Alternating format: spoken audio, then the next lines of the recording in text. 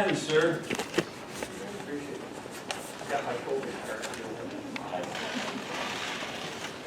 Thank you Full very much. disclosure, George Winter were you the code enforcement officer in Webster? Yes. You retired 4 years ago? 17 years. 17 years and you retired 3 years ago. Yes. All right. Yeah, got to be 75 and said this is enough. All right.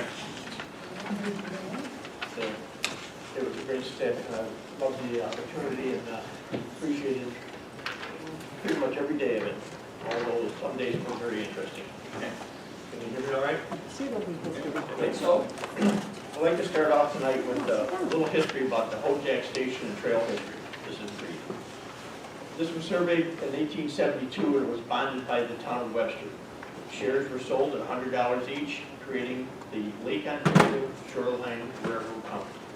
The railroad started operation in 1875 and went all the way to Oswego, New York. Going farther, it became part of the Roma Watertown Hackensack Railroad. In 1914, it became a division of the New York Central, carrying passengers, and a main line that was for fresh fruit, dried fruit, all down New York State. Our community, where I live, is in Forest Lawn, was founded as a community in 1888, before my time. And it became a passenger stop that year. Now, with that said, we moved there 27 years ago. And one of the attractions here was the Hojack Trail and its access, getting us on and off the main roads, to ride our bikes and go hiking, enjoy the neighborhood. In my 17 years of working for the town of Webster, I actually rode my bike to work 3 or 4 months of the summer of the year. And the Hojack Trail was my access, and weather permitting, and it was a great way to go back and forth to work. The reason I'm here tonight is to review our safety concerns about the bridge.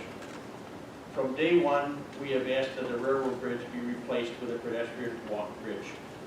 In the years I've been there, there's not been any accidents accessing that trail via the existing railroad bridge.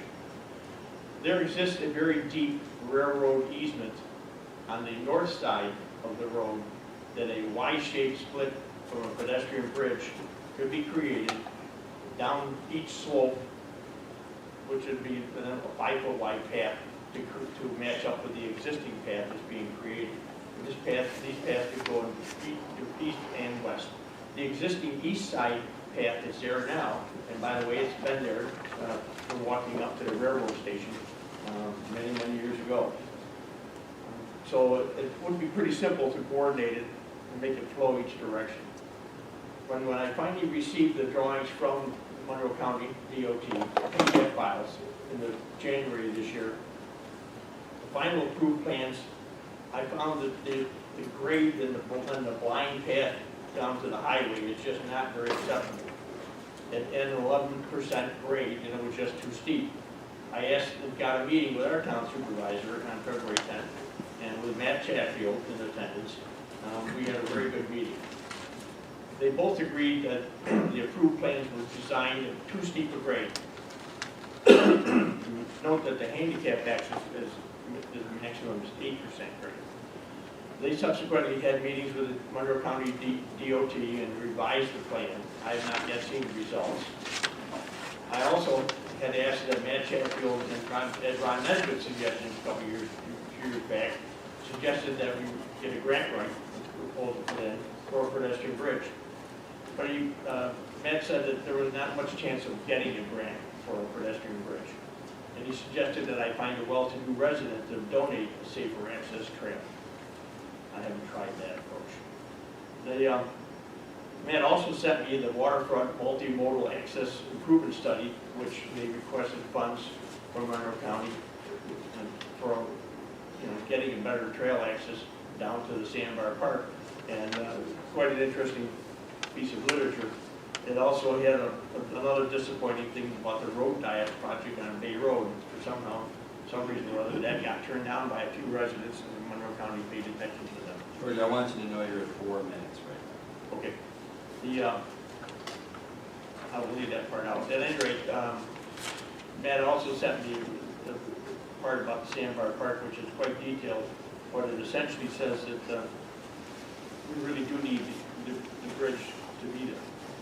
I have contacted York Bridge Concepts, the premier timber bridge company in the United States, and John York would design, build, and ship and install a bridge, pedestrian bridge that we need for a maximum of $150,000. Monroe County says the steel version that they would put in would be about $1 million. I would like to request a town workshop meeting with your organization to discuss the safety response and to replacing it with a pedestrian bridge. In closing, a trail starting or ending access on a blind curve could be disastrous for us in the future. Any questions? Oh, I don't know. Any questions? No, thank you for your thorough report. All right. Thank you. I look forward to your comments. Thank you. Thank you.